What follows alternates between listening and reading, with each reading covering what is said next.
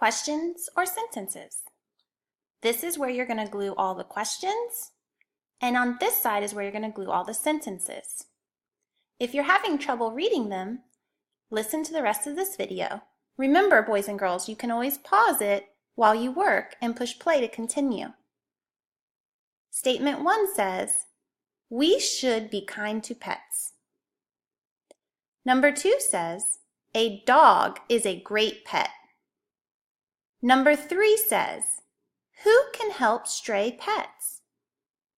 Number 4 says, pets need water and food.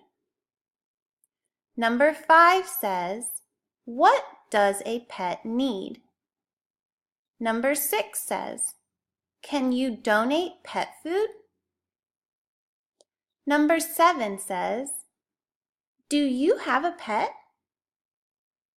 Number 8 says, how can we be kind to animals?